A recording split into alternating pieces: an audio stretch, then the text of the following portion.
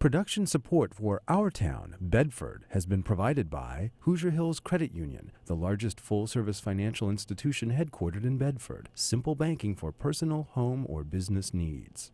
And by Elliott Stone Company, supplying beautiful Indiana limestone to building projects across the nation for over 50 years. A proud community supporter with more than 70 dedicated employees. Elliott Stone Company, 3326 Mitchell Road. And by Dunn Memorial Hospital, providing quality patient-focused healthcare with a commitment to the community we serve, combining the latest technology with skilled, compassionate professionals to help your healthcare experience be the best it can be. Dunn Memorial Hospital, your community hospital for over a century. And by the Times-Mail newspaper, covering Bedford stories for over 120 years in schools, city hall, churches, and your neighborhood. The Times-Mail is proud to tell Bedford stories every day. The Times-Mail, 812-279-0123.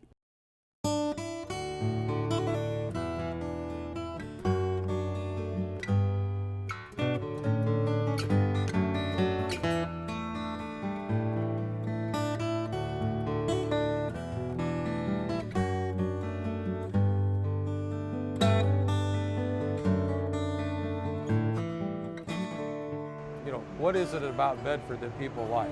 And I got to tell you, from the day I set foot here, from just the real estate agent alone, I mean, walk you around, introduce you to people in the community, and people truly care about you. I don't know how many times I was invited to church, and you just feel like, you know, this is such a warm environment.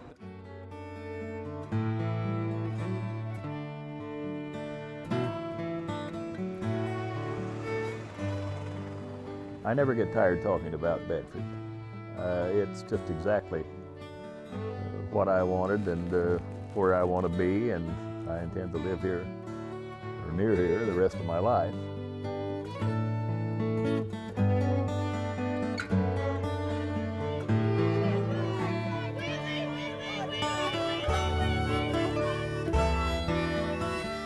One thing that I like about Bedford is pretty much everybody knows everybody else, so it's kind of nice. Living in Bedford is a very good experience. I have had many opportunities to transfer. I've chosen not to because I like living here. There's a whole sense of faith in this community, a family and a work ethic that I think would be very hard to duplicate anyplace else in the world.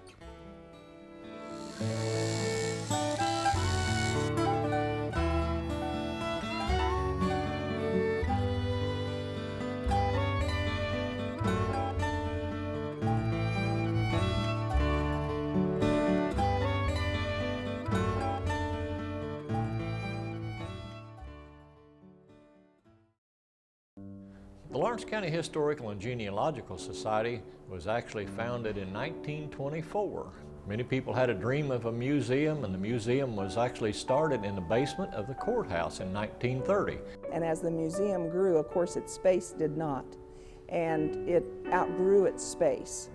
So it moved out, and it moved into a temporary location in the downtown as buildings were purchased and made ready for a permanent location.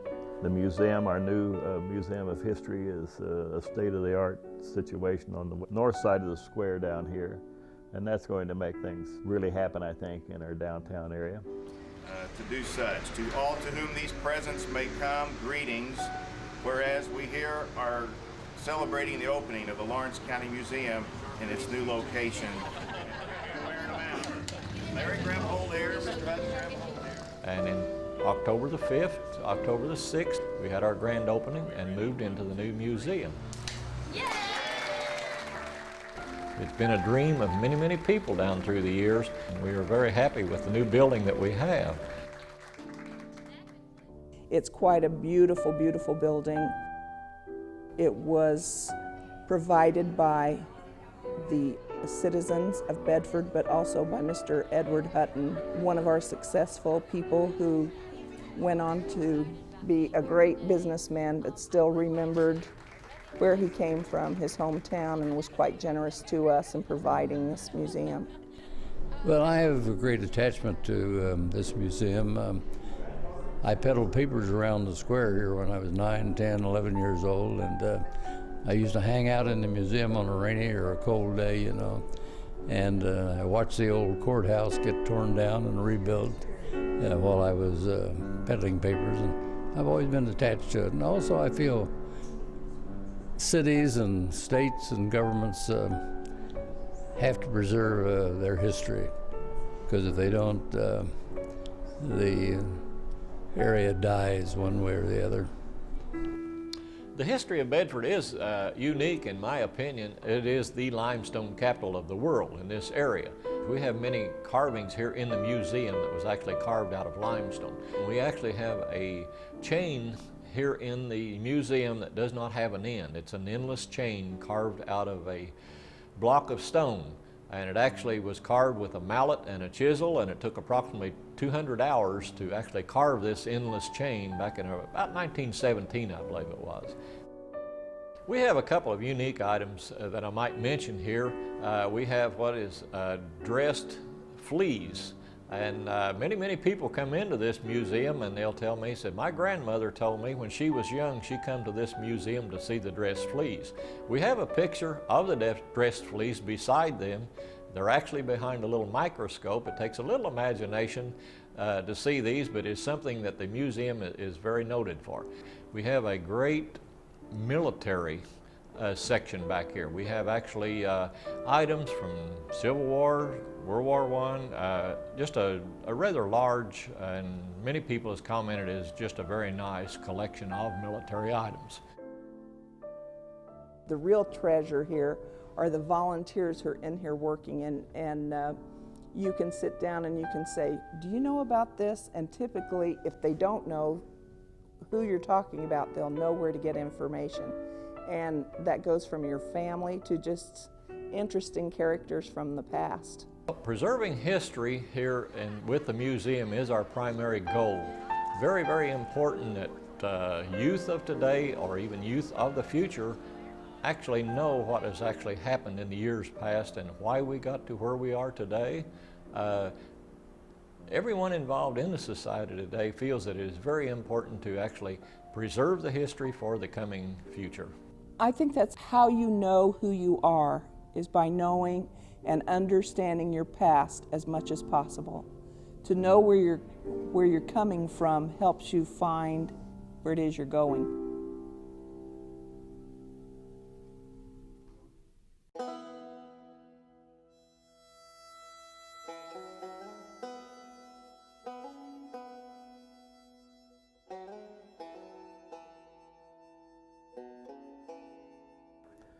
Well, it's been the religious community from the beginning.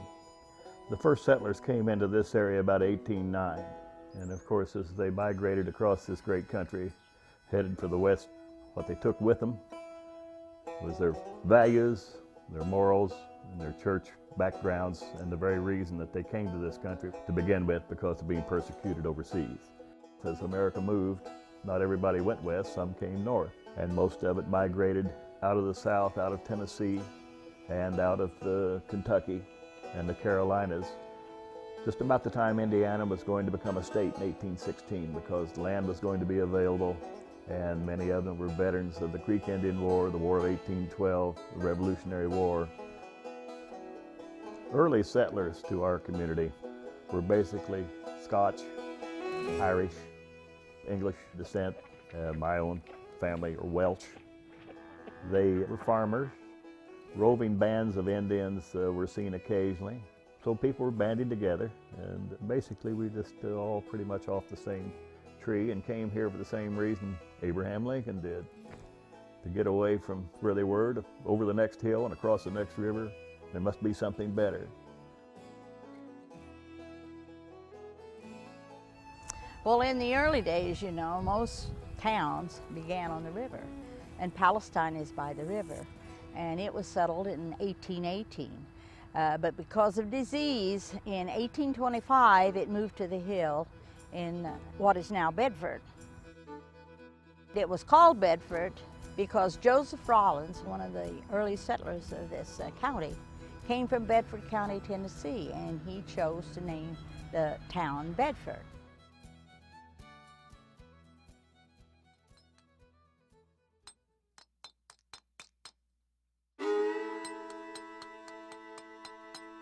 The question of how long limestone has been here and how it contributed to Bedford's growth, they're intertwined. Bedford is really here and named for the fact that the stone industry is here.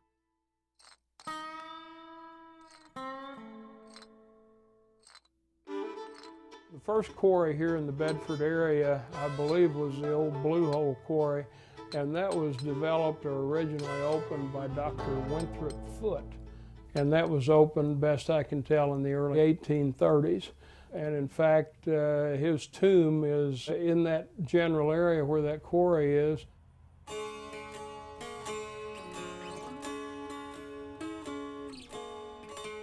Who we call the father of the limestone industry. He predicted years ago that the market would be over the East Coast, and even today it's still in the East Coast. And the limestone industry brought the people who'd worked in the marble quarries. The German immigrants were the primary groups that came to Bedford, and for that matter, the entire little limestone area, but primarily it was the Germans. A lot of people came in to the area strictly for the stone. And I think a lot of our heritage stems from the stone business and how many people have come over and settled in the area. Indiana limestone didn't become universally used around the United States until the railroads made it accessible. And that really happened about near the time of the Civil War. But it was right after the Civil War that it really became widely used throughout the United States.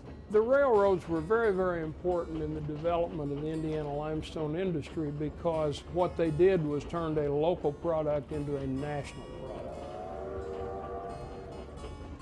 The warm, neutral color of the stone combined with its ease of shaping and durability made it the product of choice for a number of buildings around the country, including 27 U.S. state houses and a number of the federal buildings in Washington, D.C. One of the things that made Indiana limestone and other masonry materials so desirable were fires in the Chicago and Boston areas in the early 1870s, which proved the durability of masonry in general and Indiana limestone in particular versus the rest of the materials like wood and others that were used in that day. It started off just being frame buildings, and then in the early 1890s, the city of Bedford awoke one morning to a bright glow in the sky on the south side of the square. The whole south side of the square was destroyed by fire. They brought their fire engine, which was a truck with pumper that was used by hand. It didn't work, and so the fire simply destroyed a fourth of the downtown. City Council passed an ordinance not long after that every building from now on built in the Bedford Square or a block each way had to be constructed out of limestone.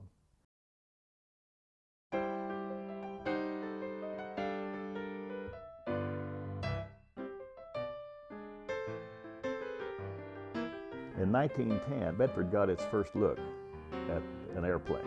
It came on the railroad, on a flat car, and it was sponsored by the Elks Club. They took it to the north end of town and put it together in the middle of a baseball diamond. And the pilot came a few days later, and it wasn't long till it was zipping and dipping around town, and the Postal Service at this time was just about one notch ahead of the Pony Express. They got the idea, according to the history books, that maybe airmail might be an answer.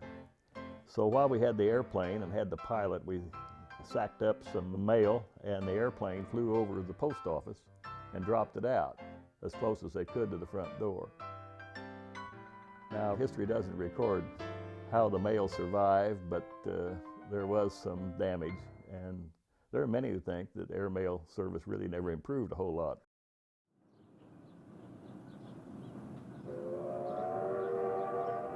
The country began to expand westward. The number of mills and quarries in this small area doubled and redoubled between the years of 1890 and 1910. The business actually continued to be good up even through the Depression because there was enough of a backlog for federal work in Washington, D.C. that while the country and the economy as a whole took a downturn, the stone business stayed relatively good. Limestone was its primary industry for many, many years, particularly in the late 30s. Indiana limestone has been an integral part of Bedford's history, and certainly their history and all around Bedford is tied directly to the stone industry. It's hard to go very far here without seeing something of stone or without meeting someone, either themselves or their family or grandparents along the way worked for the stone industry. So we're still the limestone capital of the world, and I presume we always will be.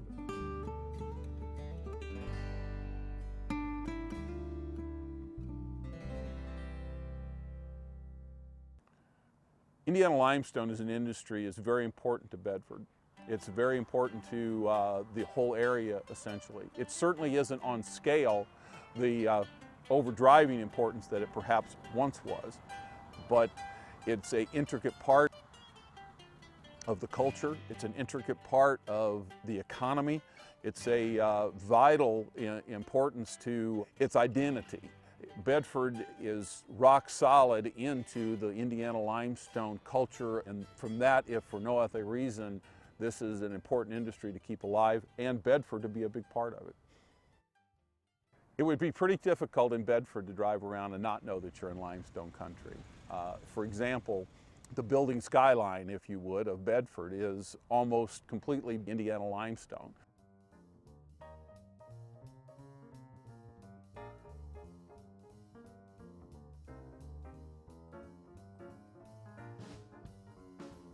The quarry sites that exist all around the town in the city of Bedford, the fabrication facilities that are in Bedford have very unique and distinctive views of it.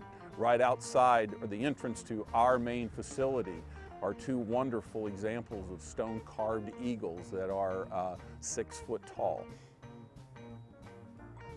As you drive up and down this street, you'll see bird baths, benches, front porches, columns. If you look around the square here, a number of the buildings, the Masonic Temple, our courthouse, were built using Indiana limestone. Just almost anywhere you look, you'll find a hint. And even new buildings that are going up today, there's an insistence by the local folks who have a lot of stone dust in their blood, as you might expect. This building may be brick, but it's got to have a little limestone along here someplace. And you can't hardly walk the streets of Bedford without seeing tremendous carver work. Certainly the cemetery in Bedford has example after example of wonderful works of art, is what they are, that the carvers have produced. The beauty of those is often so touching that, you know, it'll bring tears to your eyes because you can see the love and the time that was involved in making a lasting monument to someone.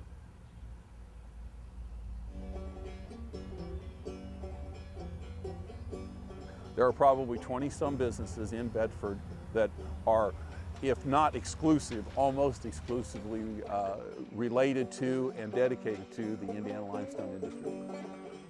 If I were to guess, I would say somewhere between 500 and 700 people in the Bedford area are working in the limestone industry. The processes used in fabrication are really unchanged in 80 years. The electronics within the machineries and such, but the processes themselves are virtually unchanged. Planers were being used. We slab now with diamond belt saws instead of big gang saws, but they're still slabs. We turn them down, we move them inside, and then we perhaps plane them to profiles using planers.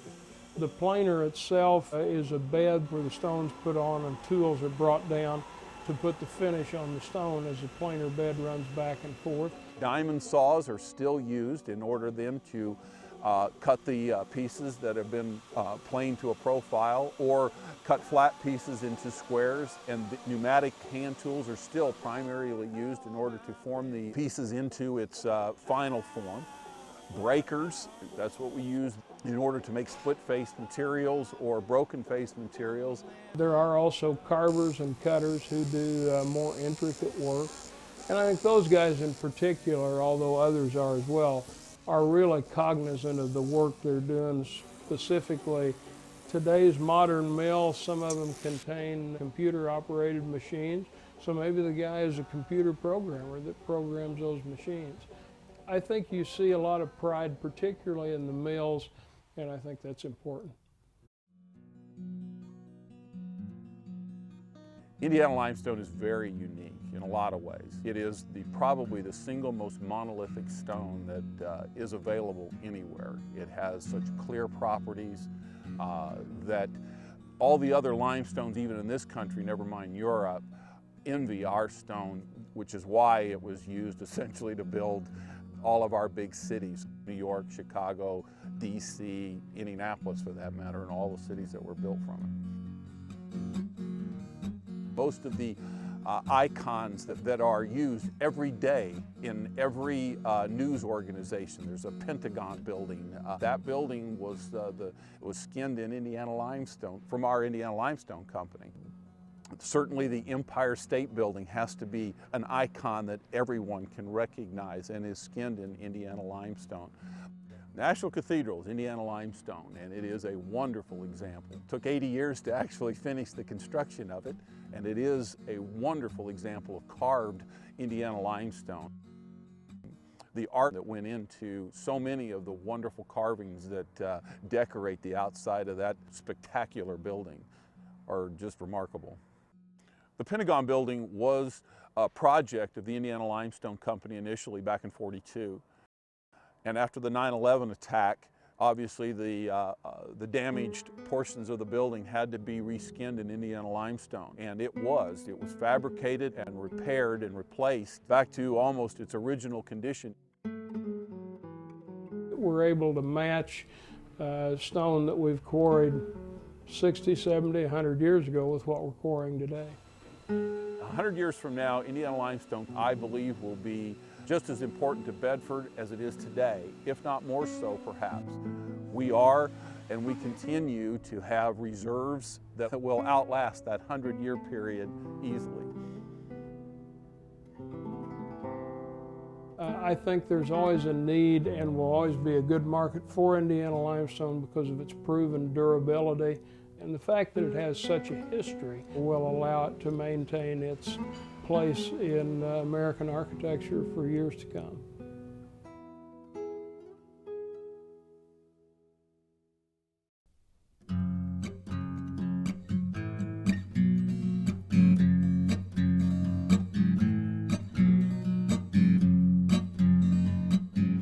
I think that a manufacturing plant in Bedford plays a very important role.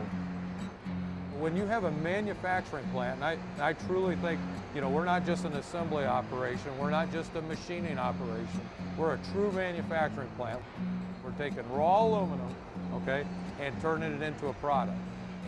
For every job I create in the plant, we probably create another 6 or 7 jobs in the community. So we're actually creating a number of businesses or industries around us, and I think it's very key.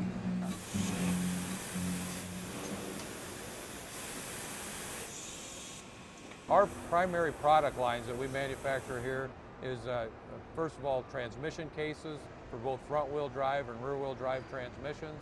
We make about 8,400 transmission cases a day. We also make about 750 engine blocks a day, and then we make about 38,000 pistons in our permanent mold operations. I think one of the keys, whether we're pouring in our permanent mold operations in pistons or if we're pouring in die cast, is it's very, very important to control our processes. How you cool the die, so how you monitor your water controls, how you also control your lubrication plays a key role.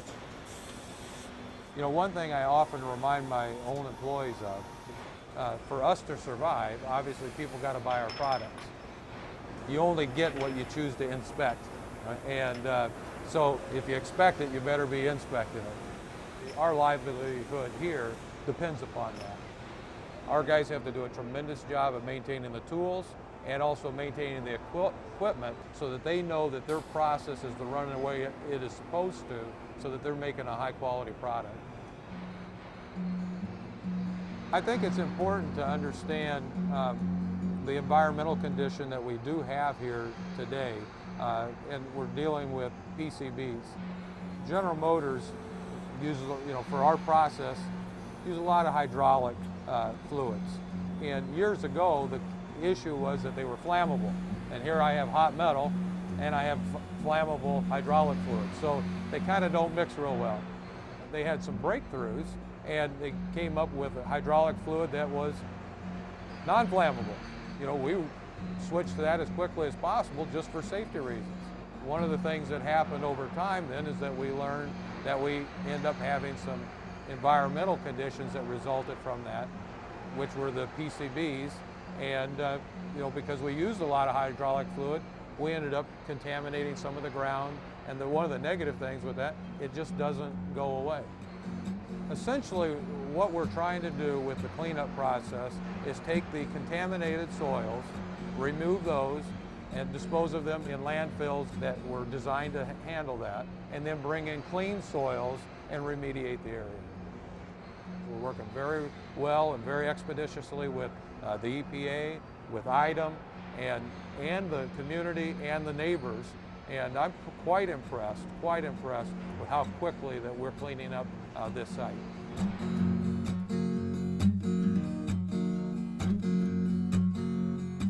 Well, the plant brings to the community a lot of energy. People who are bright and educated and motivated and innovative, they don't just shut that off when they walk out these doors. That flows right into the community, serving the churches, serving the school system, serving however. It's a blessing to have a manufacturing site here and also a community that accepts the people. The question I often get asked, especially in the light of where General Motors is today, is what does our future look like here? And I have to tell you, even though General Motors is aligning its capacity, they still have a large demand for casting components. We're in the aluminum business, and with gas prices, it makes a lot of sense to try to go to lighter weight alloys. And so we're in the right business at the right time. We got the most fuel efficient vehicles on the market today. We got the highest quality transmissions and engines on the market today. We just got to continue to work on being competitive, and I think we can continue to be blessed.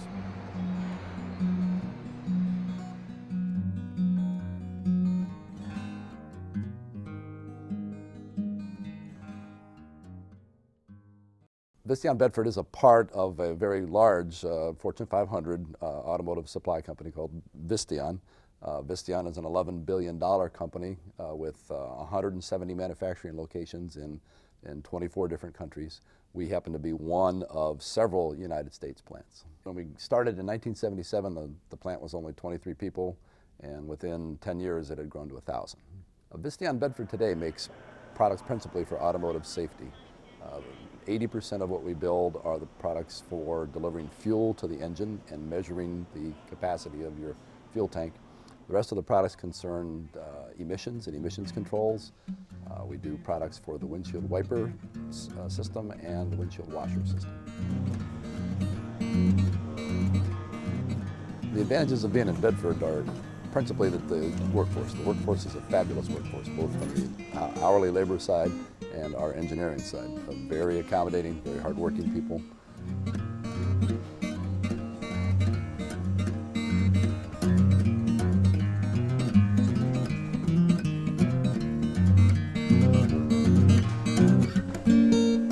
Here at Town Bedford, the manufacturing processes are world-class. We have very capable processes in stainless steel brazing, tube forming and tube bending, which are world-class capable. We do plastic molding, injection molding, and we do a myriad of different assembly processes to put these various parts together into a very precise final.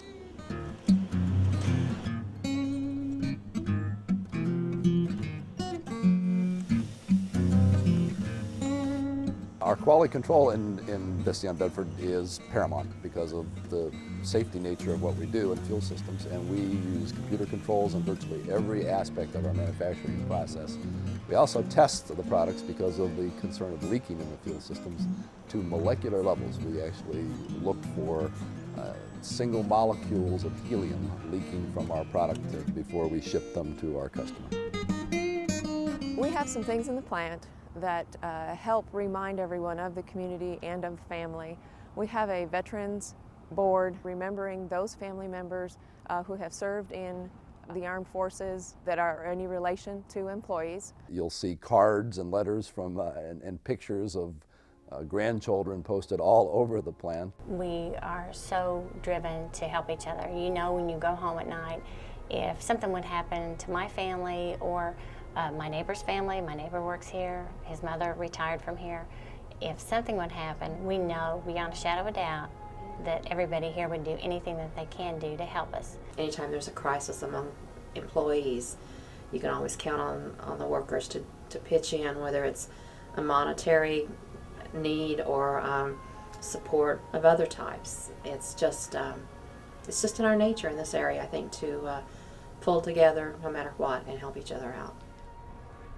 There was a time when my son, he's a juvenile diabetic, and he didn't wake up one morning.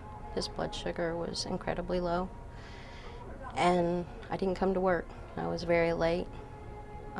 My coworkers wanted to know what was wrong. They found out. They passed a hat. They raised over $1,000 in a few hours to help get an insulin pump for my son. It changed his life. It saved his life.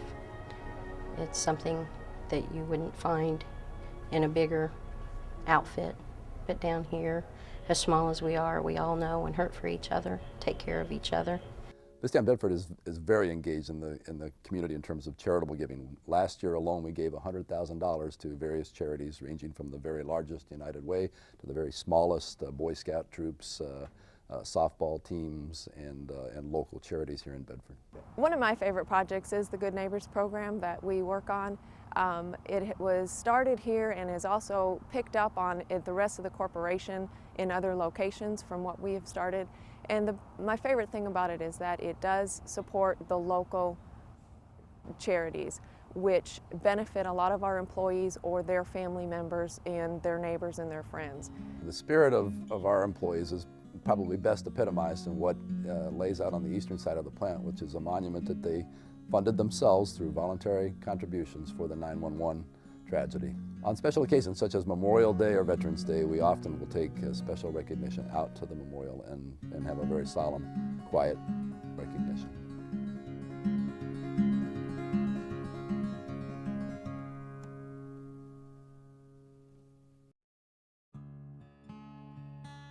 Bedford takes pride in the achievement of people who call this home.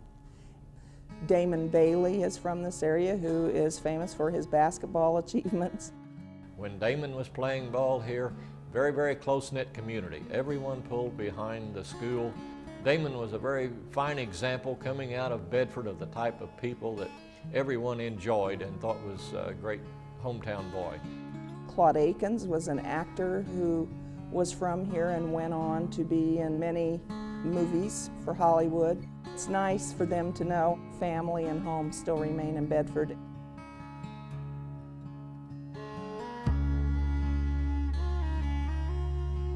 Clara Barton became acquainted with Dr. Joseph Garden and his wife during the Civil War.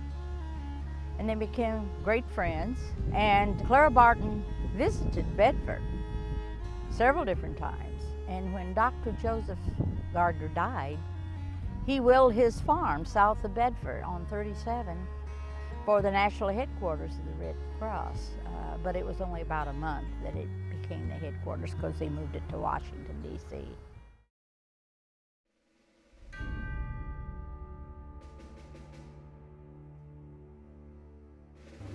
T-minus 10, 9, 8, 7, 6. Main engine start. 3 engines up and burning. 2, 1. Liftoff. Roll program, isn't it?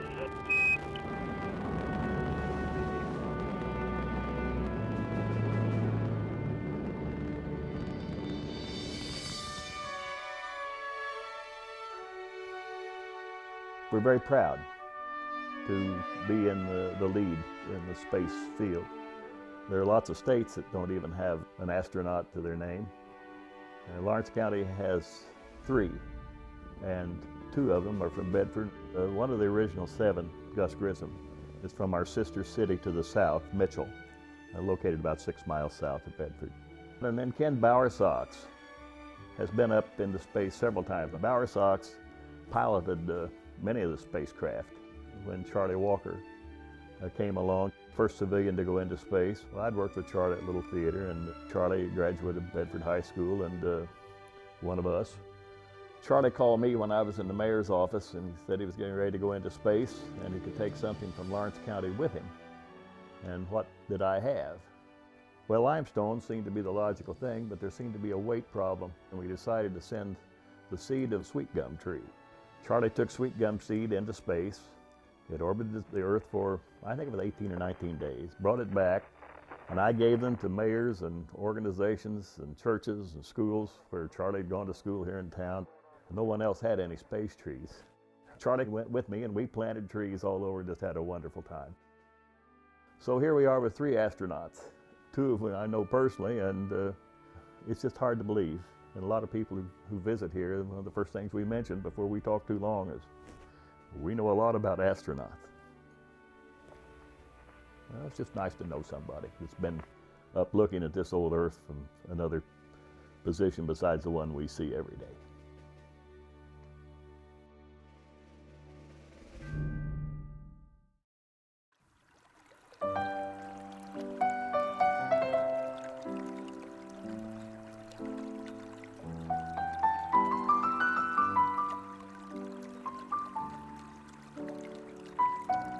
I think of Otis Park as being a gem in the crown of Bedford.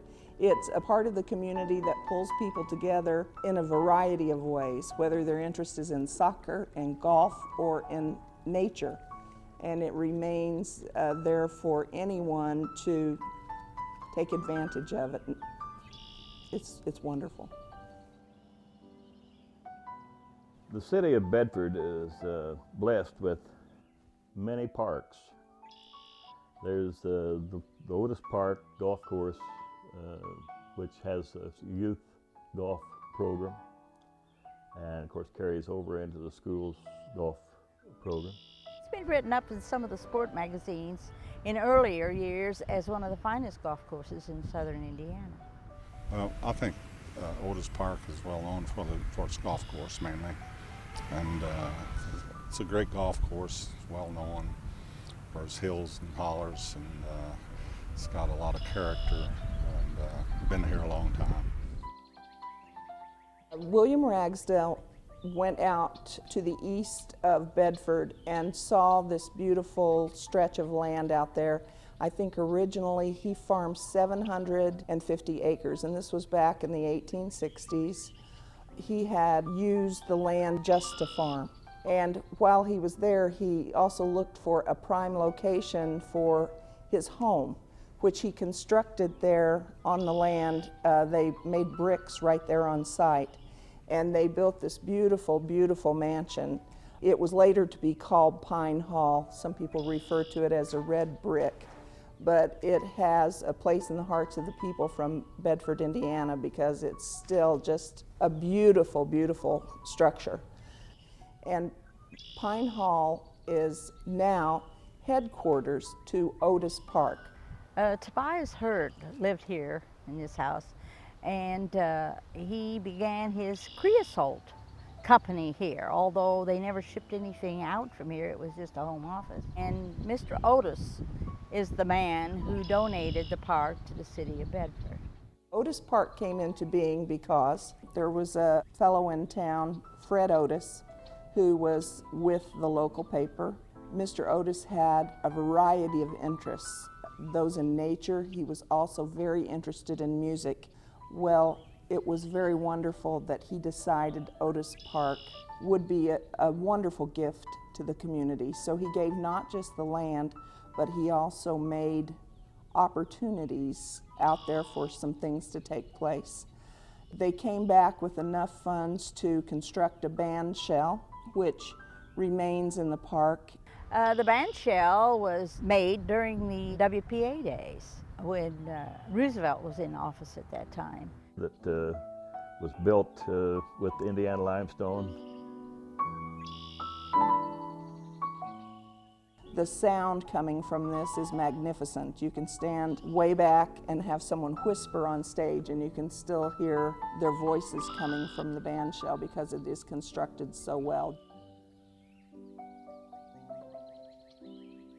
And it's just a beautiful place to visit as the seasons change because you can view Bedford from the top of a hill, and it's a wonderful, wonderful place.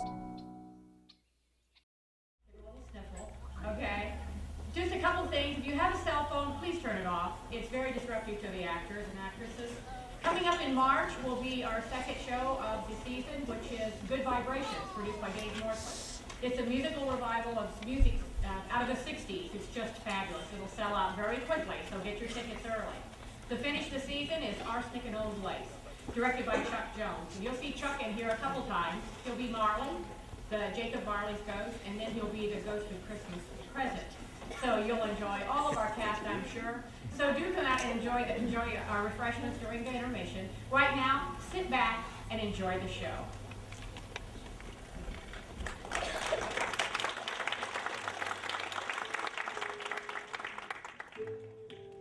My name is Chuck Jones, and I've been involved with Little Theater on and off since the mid-60s. Little Theater is a wonderful vehicle. Originally conceived as a project that the Chamber of Commerce was interested in. At that time they were wanting to find something that would be useful to the community, that would promote civic pride, provide people with an outlet, that sort of thing, improve the community. And a group of civic leaders, I guess I would call them, came up with the concept of a amateur theater group. Do you know this place, Ebenezer? Reverend Heavens, of course I know this place. Why, I'm the lad, I was apprentice here. It's old Fezziwig's office. And it's Christmas Eve by the sound of it. May we go in? Well, I think adults have to have a place to play as well as children. But after school, unless you went on to theatrics somewhere else, it was over with. So it gives the community an opportunity to showcase some adult talent that otherwise would be wasted in your kitchen. It gives people a release, and it also gives the community a base for creativity and arts and expression, which are so valuable in life. This is about the only chance I get. Got my hair fixed? I'm an engineer by trade, but I like to get into it to act a different person. You're good at it. Bedford is fortunate to have something that a lot of communities don't have. We do have a nice theater. We're very fortunate. A lot of people have worked very hard to make this successful. The Lilly Foundation has been good to us. A lot of other people have been very good to us and have donated money. You'd be amazed how many people in the community have been in theater. The mayor, the ex-mayor anyway, has been on stage several times here. Doctors, lawyers, just a lot of different people. 2 weeks before the play, the fellow was playing the liberal son-in-law, and Mr. Hobbs' vacation was called up to active duty. And they asked me if I could learn his lines. Well, I was a lot younger then, and I said sure, and I did it. So I got to be in a play. And then I got bitten by the play bug, and it seems to be the case. Well, I think that especially the theater is an amazing outlet for emotions and feelings. I've always enjoyed theater, and I'm so happy that the town of Bedford has given me the opportunity to do this again. One of the themes that they had at one time was Broadway Comes to Bedford. And we have done several big name shows. We've done Jesus Christ Superstar, we've done Joseph and the Amazing Technicolor Dreamcoat. We did Fiddler on the Roof here, and Don Patton played the lead. He played Tevye. And I've seen that show on Broadway. I've seen it with Zero Mostel, and I've seen it with, I can't think of the other fellow that did it, Theodore Bickel, I believe. And I can tell you that Don Patton's performance here at Little Theater was, I thought, every bit as moving as theirs, maybe even more so. But it might have helped because I knew Don. We've written some of our own shows. This Christmas Carol, while it's based on Dickens, is our own creation. We aren't paying any royalties. And that's the show we are doing now. That's the one we're rehearsing at the present time. And we have the ghosts, and we have Marley, and we have Scrooge, and we have Cratchit, and we have all the characters you're supposed to have. We've taken much of Dickens' language right straight out of the book. And anybody that knows Dickens will recognize a lot of the lines. Past all hope! Spirit of good nature intercedes for me and pities me. Assure me that by an altered life I may change these shadows you have shown me. It's fun because the actors can participate, and it's kind of a personal growth thing, but we also present this to the community when, for many people, there would be no other opportunity for them to see some of the shows. I will not stand for this sort of behavior any longer, Bob Cratchit. Therefore, I am about to raise your salary, Bob Cratchit. Merry Christmas, Bob. A merrier Christmas than I have given you in many a year, my good man. It's definitely way better than going to the movie theater.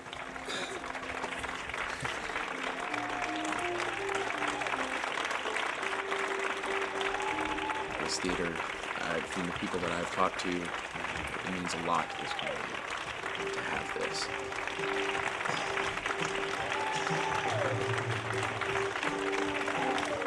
We've gotten excellent community support, and we really appreciate that. And we hope it continues.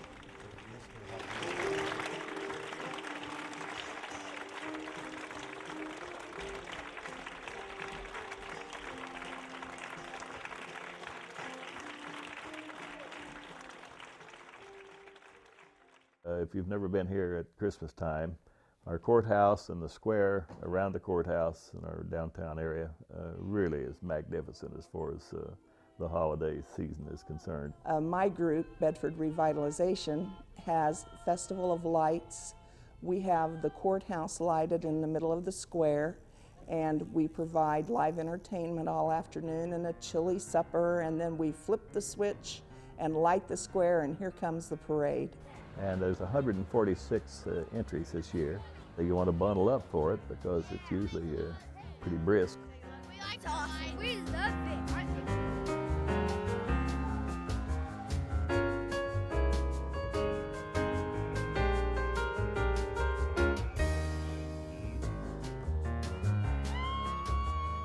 There's food and caroling, songs, singing. There are horse and buggy rides, and people, just what you'd expect to just make the holiday Yuletide season just exactly what you'd want it to be. This is a float for the Bedford Little Theater. We got the most original. Oh, it's just a nice place to live. It's a nice town, nice people.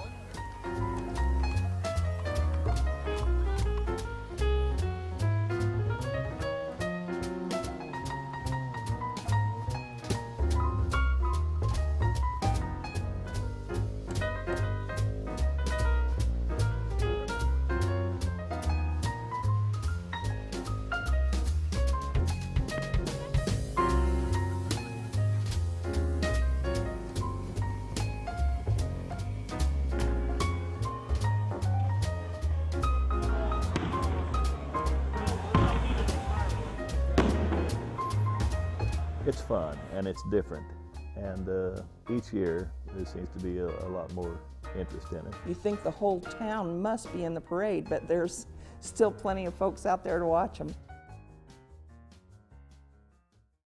You don't see anything any prettier than the rolling hills of Lawrence County in Bedford here, or you don't meet anybody that's any friendlier than they are in southern Indiana.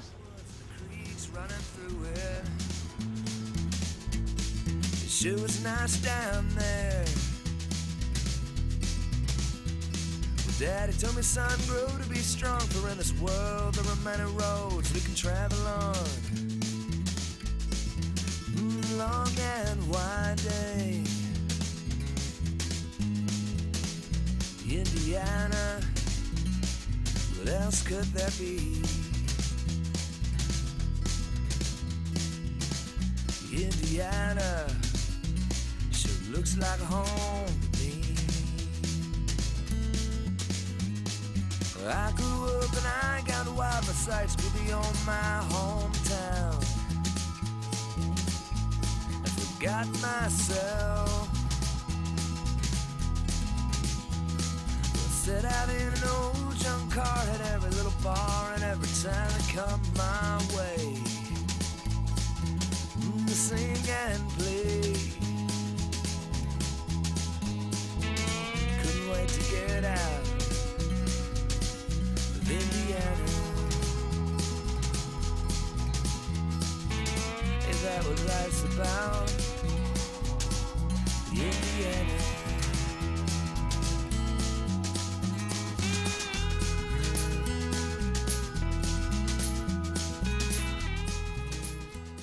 Stop by if you get a chance and look our city over. We're really proud of the way it looks and the people that are in it. I'm just one of them. Production support for Our Town, Bedford, has been provided by the Times-Mail newspaper, covering Bedford stories for over 120 years in schools, city hall, churches, and your neighborhood. The Times-Mail is proud to tell Bedford stories every day. The Times-Mail, 812-279-0123.